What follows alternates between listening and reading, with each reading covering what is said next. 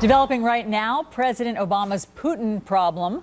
Mr. Obama canceling his planned meeting next month with Russia's Vladimir Putin. And as a consequence, of course, of Putin granting NSA leaker Edward Snowden asylum. But the move could put the president in a tough spot. After all, Russia is a key American ally in the war on terror, and the U.S. may need Putin's cooperation to end the worsening civil war in Syria. White House Press Secretary Jay Carney brushing aside any concerns about frosty relations just moments ago. Let's watch.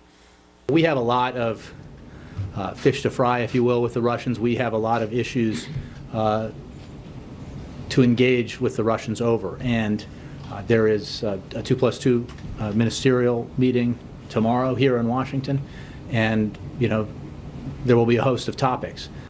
All right, so let's debate all of this. Leslie Marshall is a syndicated radio talk show host and Fox News contributor. Mark Thiessen is a fellow with the American Enterprise Institute and former speechwriter for President George W. Bush. Welcome to both of you. Thanks. Mark, good morning. Good morning. Mark, let me begin with you. Sure. Should President Obama be sitting down with Vladimir Putin or not? Well, he had no choice not to go. If he had gone, he would have looked like a complete wimp in the face of the Snowden affair. But look, we have to remember, this wasn't about Snowden.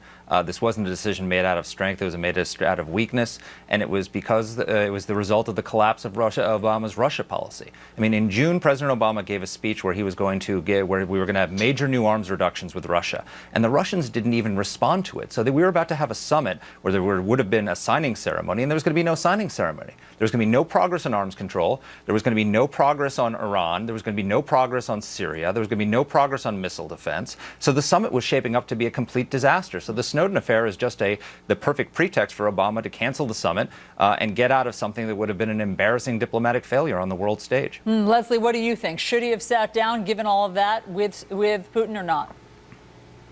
Absolutely not, and I don't agree with Mark at all. I think the president, it's an old cliche, fool me once, shame on you, fool me twice. Putin may be the leader of Russia, but our president is the leader of the free world. And I think Mr. Putin needs to be reminded of that. We have a newly elected president in Iran, and I think things might be very different with this man who is willing to talk to the United States, who is working in a very different position than Ahmadinejad did in the past. And with regard to Syria, well, Russia may not be on our side currently, but the world is, including the Arab world. I think Mr. Putin may feel that he has really big pecs, but he's bitten off more than he can chew here with regard to Snowden. And this is a poor decision for Putin, not for President Obama. But, Leslie, let me ask you something before I get back to Mark. What about candidate Obama back in 2007, who said it would be his policy to sit down with our enemies because otherwise how are tensions ever resolved?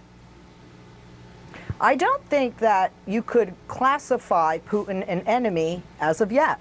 And I do think at some point the president will speak to Vladimir Putin. But he's already spoken to Putin in the past regarding Snowden. So, and Putin has lied. Putin said, don't release any more information. And even though The Guardian claims they had the documents, more information was released. Come on. Putin was with the KGB. Putin has Russian spies here in the United States. Putin wants to be an ally, act like an ally. You don't screw your friends, quite frankly. And that's exactly what Putin has done as an ally. He's not an enemy. So I don't think the president is being hypocritical or contradicting himself. Mark, what about all of these other issues that you've raised? The human rights abuses, Syria. How are we ever going to make any headway with Russia on these? We're not. I mean, look, Putin has made absolutely clear he has absolutely zero respect for Barack Obama. I mean, this is a president who, as you pointed out, campaigned on talking to our adversaries, maybe not enemies, but certainly our adversaries, our strategic challengers in the world. And when he came into office, he actually did something terrible. He basically screwed over our allies, Poland and Russia, Poland and the Czech Republic, canceling missile defense agreements with them that they had taken a great risk because Putin actually threatened to point nuclear missiles at them for doing it. And he canceled them in the name of this reset with Russia. Well, what have we gotten for Obama's reset? Not only is Russia not helping us on Syria, they're arming Assad as he slaughters hundreds of thousands of people. There's no progress on Iran. There's no progress on missile defense or any of these other issues. So we've gotten nothing for the reset whatsoever. This is about the failure of Barack Obama's Russia policy. That's what the cause of this whole cancellation Absolutely is. Not. Leslie, well, then what is it? I mean, how can you say that we don't look impotent given that all of these things we're not making any headway on in terms of the problem with Syria, in terms of Russia's civil rights abuses? We're not getting anywhere.